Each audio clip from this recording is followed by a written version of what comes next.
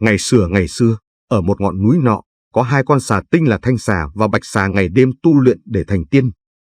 Chị gái Thanh Xà là một người dịu dàng, điềm đạm, trong khi em gái Bạch Xà luôn hiếu kỳ và tò mò về thế giới con người.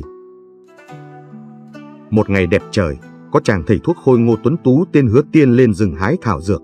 Không may anh bị trượt chân rớt xuống hồ cái tủm. May sao, Bạch Xà đi ngang qua thấy Hứa Tiên vùng vẫy dưới nước, nàng bèn nhảy xuống cứu Hứa Tiên lên bờ. Mây thuận gió hòa, hai người kết nối trái tim, say đắm nhau từ cái nhìn đầu tiên. Chẳng mấy lâu sau, họ kết hôn rồi về chung một nhà. Hạnh phúc không được bao lâu, một tai họa ập đến. Ông hòa thượng Pháp Hải đi qua, phát hiện yêu khí, liền lên âm mưu chia rẽ hai người. Hòa thượng Pháp Hải tiếp cận Hứa Tiên, đưa cho anh một lọ thuốc. Thuốc này uống vào sẽ mẹ tròn con vuông, cậu đem về cho vợ uống đi. Ok luôn. Hứa Tiên vui vẻ đem thuốc về nhà cho Bạch Xà uống. Bạch Xà sau khi uống thuốc đã hiện nguyên hình là một con rắn khổng lồ với vẻ ngoài khiếp sợ.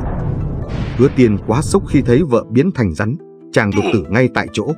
Bạch Xà thấy vậy bèn chạy đến bên Hứa Tiên, khóc than: Chồng ơi, dậy đi. Cho dù Bạch Xà có gọi bao nhiêu lần, Hứa Tiên vẫn không tỉnh lại. Bạch Xà thấy hết cứu, nàng liền chạy đi tìm chị gái Thanh Xà để xin sự giúp đỡ. Thanh Xà nghe xong chuyện, nói rằng chỉ có Cỏ Tiên mới có thể cứu được Hứa Tiên. Bạch Xà hay tin liền chạy đi tìm. May mắn thay Bạch Xà tìm được Cỏ Tiên, liền vội vã đem về cho chồng.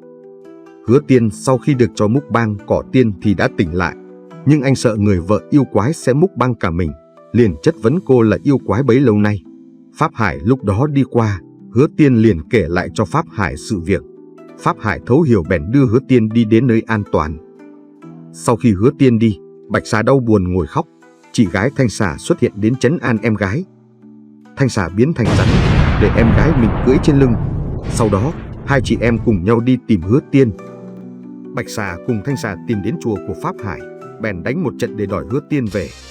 3, 2, 1, fight!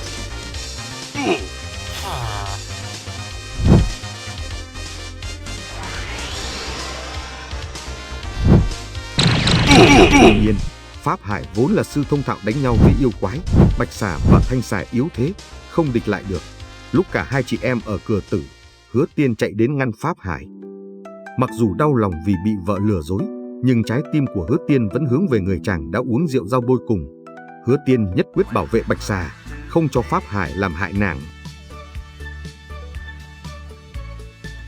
Pháp Hải trước sự kiên định của Hứa Tiên và tình yêu mãnh liệt giữa hai người, cuối cùng cũng mềm lòng và buông bỏ sự thù địch.